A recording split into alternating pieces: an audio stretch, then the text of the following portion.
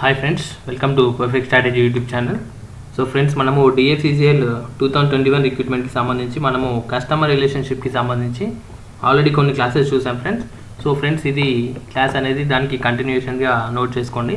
So మనము ఈ క్లాస్లో ఇప్పుడు ఇంపార్టెంట్ అక్రోనిమ్స్ చూడబోతున్నాము. సో లాస్ట్ క్లాస్లో కూడా మనం కొన్ని ఇంపార్టెంట్ అక్రోనిమ్స్ అయితే డిస్కస్ చేసాము. సో ఇవి కూడా వాటికి కంటిన్యూషన్గా నోట్ చేసుకోండి. సో దీనిలో మనం ఫస్ట్గా డిస్కస్ చేయబోయే యాక్రోనిమ్ వచ్చేసి చూడండి, కేపీఐ. కేపీఐ అంటే ఏంటండి? కేపీఐ అంటే కేపీఐ వచ్చేసి మనకు కీ పర్ఫార్మెన్స్ ఇండికేటర్. అంటే ఏంటి? Key performance indicator. అంటే కీ పర్ఫార్మెన్స్ ఇండికేటర్ అంటే మనకు కంపెనీలో ఏదైతే ఒక ఇంపార్టెంట్ ఇండికేటర్ ఉంటుంది కదా, అంటే ఏదైతే ఒక ఇంపార్టెంట్ ఫ్యాక్టర్ ఉంటుందో, అంటే ఇప్పుడు సపోజ్ ఆఫర్స్ ఇవ్వడం కానీ, లేదంటే కస్టమర్కి సంబంధించి మనము ఫీడ్బ్యాక్ అయితే మనకు మంచి ఫీడ్బ్యాక్ రావడం కానీ, సో ఇలాంటి ఒక ఇండికేటర్స్ని మనం ఏమంటామంటే కీ పర్ఫార్మెన్స్ ఇండికేటర్. అంటే మన పర్ఫార్మెన్స్ అనేది ఎలా ఉంది, కంపెనీ పర్ఫార్మెన్స్ అనేది, సో దాని గురించి చెప్పేది వచ్చేసి మనకు KPI. Next one PR. PR అంటే పబ్లిక్ రిలేషన్స్. పబ్లిక్ రిలేషన్స్ అంటే to represent the positive side of company. అంటే మనకు కంపెనీకి ఇంకా పబ్లిక్కి మధ్యలో ఉండే రిలేషన్స్ వచ్చేసి, అంటే పాజిటివ్ ఆస్పెక్ట్స్ని ఏమంటారంటే పబ్లిక్ రిలేషన్స్ అంటారు, పిఆర్. నెక్స్ట్ వన్ వచ్చేసి ఏఐడిఏఎస్. ఏఐడిఏఎస్ అంటే చూడండి, attention or awareness, interest, desire, action, satisfaction. అంటే ఈ నాలుగు అంటే నాలుగు కలిపి ఏమంటారంటే ఏఐడిఏఎస్ అంటారు. ఓకేనా? అంటే మనకు అవేర్నెస్ ఒకటి, ఇంట్రెస్ట్ ఒకటి, డిజైర్ ఒకటి, యాక్షన్ అండ్ సాటిస్ఫాక్షన్ అంటే కస్టమర్ యొక్క సాటిస్ఫాక్షన్. సో వీటిని తెలియజేసేదే మనకు ఏఐడిఏఎస్. ఓకేనా? Next one డబ్ల్యూఓఎం. డబ్ల్యూఓఎం అంటే వర్డ్ ఆఫ్ మౌత్. అంటే మనకు నార్మల్గా వర్డ్ ఆఫ్ మౌత్ అంటే మీకు కొంతమందికి తెలిసే ఉంటుంది. సో ఏంటంటే మనకు అడ్వర్టైజ్మెంట్ త్రూ మౌత్ అనమాట. అంటే ఇప్పుడు సపోజ్ మీకు ఏదైనా ఒక ప్రోడక్ట్ నచ్చి మీకు మీ ఫ్రెండ్స్కి మీరు రిఫర్ చేసి దాని గురించి మీరు మీ ఫ్రెండ్స్కి చెప్పినట్లయితే అది ఏమవుతుంది? వర్డ్ ఆఫ్ మౌత్ అవుతుంది. ఓకేనా? Next one QR code. QR code అంటే క్యూ అంటే క్విక్, ఆర్ అంటే రెస్పాన్స్. అంటే ఇప్పుడు మీరు ఫోన్పే, యూపీఐ ఐడి ఉంటుంది కదా, మీరు స్కాన్ చేసినప్పుడు క్యూఆర్ కోడ్ ఉంటుంది కదా, సో అదే అన్నమాట. సో ఇక్కడ ఏమవుతుందంటే బార్కోడ్స్ యూజ్ చేసి వాళ్ళు ప్రోడక్ట్స్ పైన దాన్ని యూజ్ చేస్తారు, దాన్ని క్యూఆర్ కోడ్ అంటారు. ఇది స్కానబుల్ అన్నమాట. Next one DM. డిఎం అంటే ఏంటంటే డైరెక్ట్ మార్కెటింగ్. అంటే మనము ఇక్కడ డైరెక్ట్ మార్కెటింగ్ కొన్ని స్ట్రాటజీస్ ఉంటాయి కదా, సో కంపెనీస్ యూజ్ చేసేటివి, సో వాటిని ఏమంటారంటే డైరెక్ట్ మార్కెటింగ్స్ అంటారు, అంటే డైరెక్ట్ మార్కెటింగ్ అంటారు దాన్ని. నెక్స్ట్ వన్, సో ఇవి మీకు జస్ట్ ఫుల్ ఫామ్స్ తెలుసుంటే సరిపోతుంది. సో కొన్ని మీకు ఎక్కడైతే మీకు ఎక్స్ప్లెనేషన్ అవసరం అవుతుందో అక్కడ నేను ఎక్స్ప్లెనేషన్ ఇస్తాను. ఓకేనా? సో మీకు ఎగ్జామ్స్లో ఇవి important full forms. Next one sauce. Sauce అంటే సాఫ్ట్వేర్ యాజ్ ఏ సర్వీస్. సాఫ్ట్వేర్ని ఒక సర్వీస్ లాగా మనము ప్రొవైడ్ చేస్తే ఏమవుతుంది? సాస్ అవుతుంది. ఓకేనా? నెక్స్ట్ వన్ ఇప్పుడు మనం చూడబోయేది నెక్స్ట్ ఏంటంటే క్యాన్ స్పామ్. క్యాన్ స్పామ్ అంటే controlling the assault of non solicited pornography and marketing. అంటే ఇదేంటంటే చూడండి, మీకు ఎప్పుడైనా మెయిల్స్ వచ్చినట్లయితే కొన్ని మెయిల్స్ అనేవి స్పామ్లో ఉంటాయి. సో అవి ఏంటంటే యాక్చువల్గా ఇది క్యాన్ స్పామ్ అనేది యుఎస్ గవర్నమెంట్, యునైటెడ్ స్టేట్స్ ఒక లాని అయితే వాళ్ళు ఫామ్ చేయడం జరిగింది 2003లో.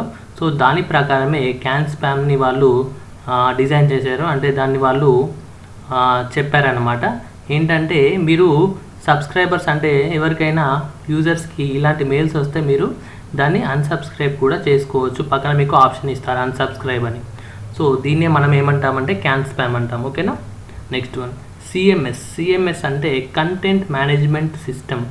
అంటే ఏదైతే కంటెంట్ ఉంటుందో మన వెబ్సైట్లో కానీ, సో దాన్ని ఏదైతే మనము మేనేజ్ చేసి దాన్ని డెవలప్మెంట్ చేస్తాం కదా, వెబ్ డెవలప్మెంట్. అంటే వెబ్సైట్ని మనము కంటెంట్ని ఎలాగా డైలీ చేంజ్ చేస్తూ ఉంటామో, ఎలాగ దాన్ని మేనేజ్ చేస్తామో, సో దాన్ని ఏమంటారంటే సిఎంఎస్ అంటారు, కంటెంట్ మేనేజ్మెంట్ సిస్టమ్. ఓకేనా? నెక్స్ట్ వన్ వచ్చేసి సిఓఎస్. సిఓఎస్ అంటే కంటెంట్ ఆప్టిమైజేషన్ సిస్టమ్. కంటెంట్ని ఎంత పెట్టామన్నది కాదు, దాన్ని ఎంత కరెక్ట్గా ఆప్టిమైజ్ చేసామన్నది ఇంపార్టెంట్, ఏదైనా ఒక వెబ్సైట్ కానీ బ్లాగ్ కానీ. ఓకేనా? సో అప్పుడే మనకు కస్టమర్స్ అనేది వెబ్సైట్ని విజిట్ చేసినప్పుడు ఏమవుతుందంటే మనకు ప్రాపర్గా అక్యురేట్ వాళ్ళకు డేటా అనేది మనము ప్రొవైడ్ చేసిన వాళ్ళం అవుతాము. ఓకేనా. సో దీన్ని ఏమంటారు, కంటెంట్ ఆప్టిమైజేషన్ సిస్టమ్ అంటారు. నెక్స్ట్ వన్ సిపిసి అంటే కాస్ట్ పర్ క్లిక్. అంటే ఈ యాడ్ క్యాంపెయిన్స్ ఉంటాయి కదా, ఫేస్బుక్ మార్కెటింగ్ కానీ సోషల్ మీడియాలో ఇంకా ఎలాంటి సైట్స్ చూసుకున్నా కూడా కొన్ని యాడ్స్ అయితే రన్ అవుతుంటాయి క్యాంపెయిన్స్. సో వాటిపైన పడే క్లిక్ని ఏమంటారంటే పర్ క్లిక్కి ఇంత కాస్ట్ అని ఉంటుందన్నమాట. సో దాన్ని ఏమంటారంటే కాస్ట్ పర్ క్లిక్ అంటారు.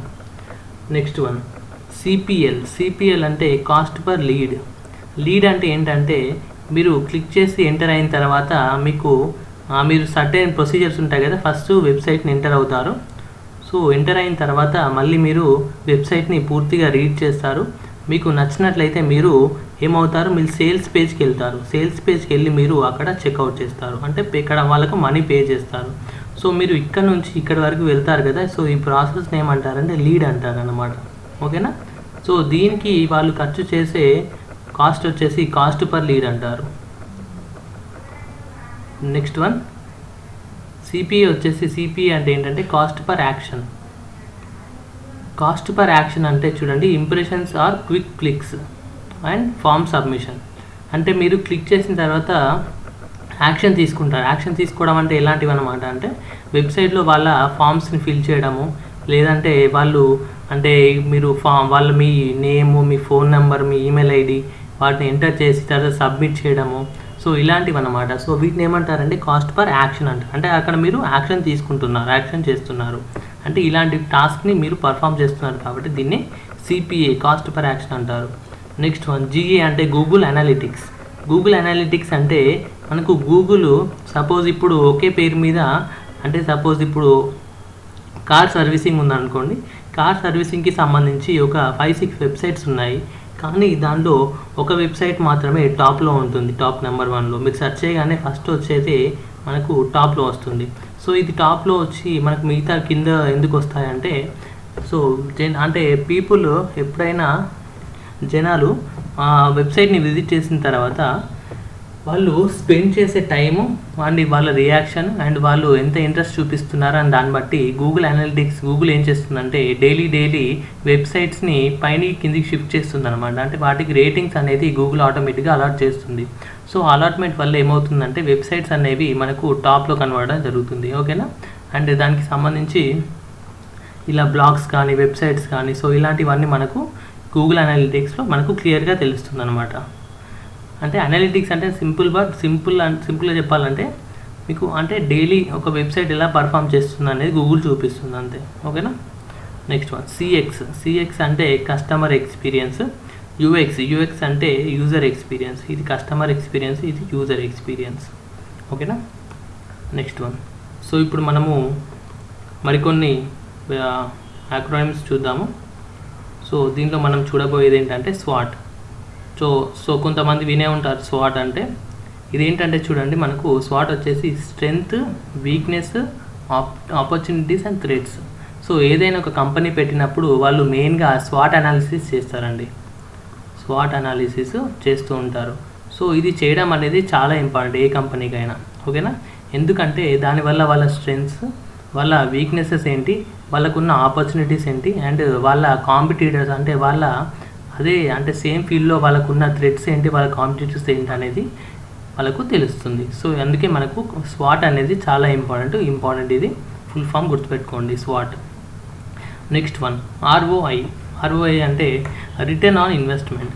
అంటే మనము ఎంతైతే కాస్ట్ మనము స్పెండ్ చేసామో ఇన్వెస్ట్మెంట్ ఒక కంపెనీని పెట్టడానికి కానీ లేదంటే ఒక యాడ్ని రన్ చేయడానికి కానీ, సో దానిపైన మనకు వచ్చిన రిజల్ట్ని మనం ఏమంటామంటే రిటర్న్ ఆన్ ఇన్వెస్ట్మెంట్ అంటాం. ఓకేనా. నెక్స్ట్ వన్ ఎన్పిఎస్ అంటే ఏంటి, నెట్ ప్రమోటర్ స్కోర్. సో ఈ స్కోర్ వచ్చేసి మనకు 0 నుంచి 10 మధ్యలో వేరీ అవుతుంటుంది.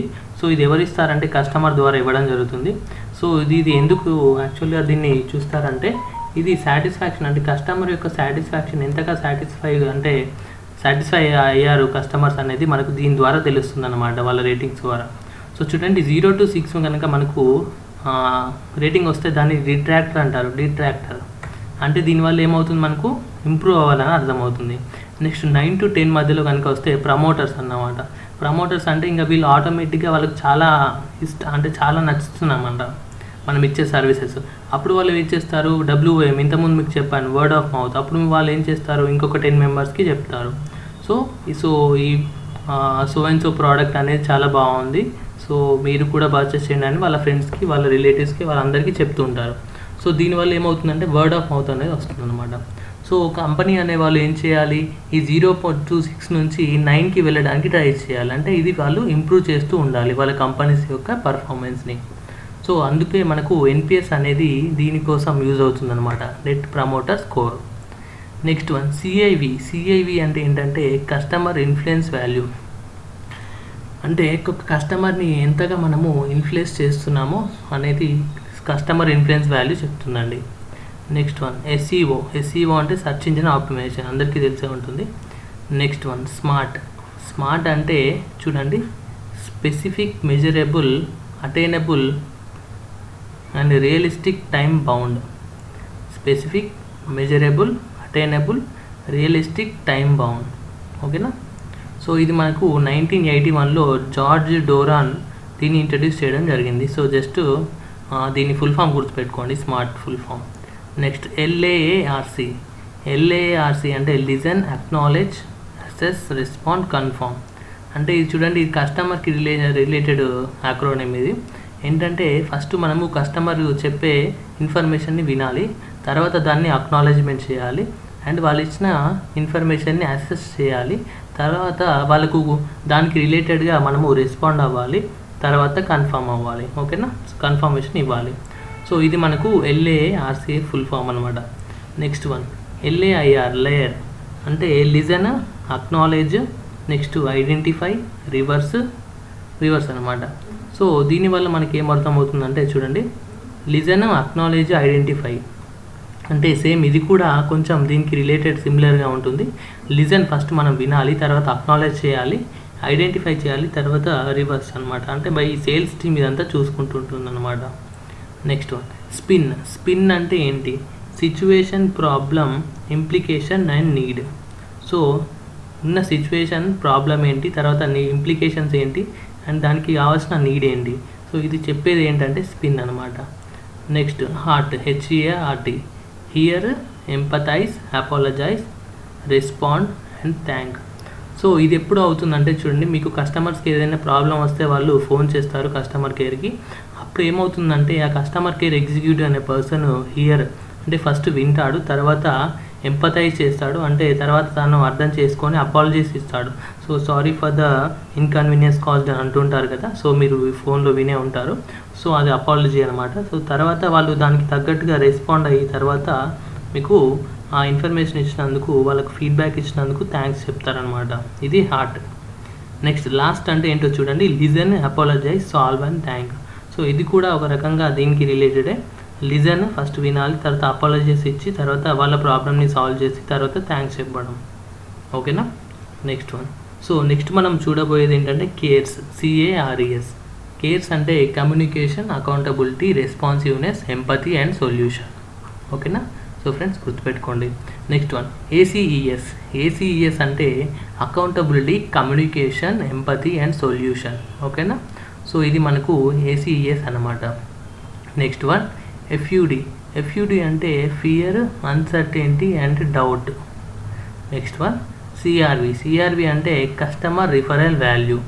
అంటే ఈ రిఫరింగ్ ఉంటుంది కదా, సో మీరు మీ ఫ్రెండ్స్కి రిఫర్ చేస్తే సో ఇంత మీకు మనీ వస్తాయి అంటారు. సో దానివల్ల ఏమవుతుందంటే అల్టిమేట్గా కంపెనీకి బెనిఫిట్ అవుతుంది అన్నమాట.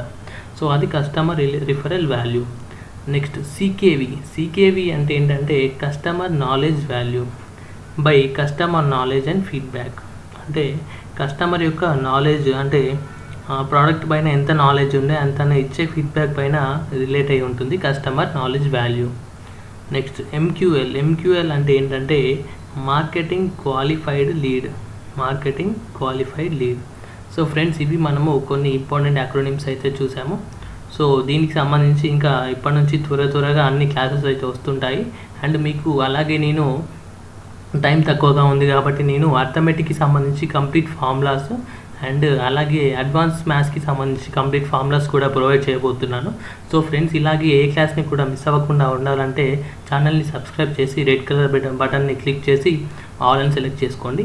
వీడియో కనుక నచ్చినట్లయితే తప్పకుండా వీడియోని లైక్ చేయండి ఫ్రెండ్స్, ఎందుకంటే మీ లైక్స్ అండ్ మీ కామెంట్స్ వల్లనే నాకు ఎంకరేజ్మెంట్ వస్తుంది అండ్ నాకు కొంచెం మోటివేషన్గా ఫీల్ అయ్యి నేను మరిన్ని క్లాసెస్ అయితే మీకోసం త్వరగా తీసుకురావడం జరుగుతుంది.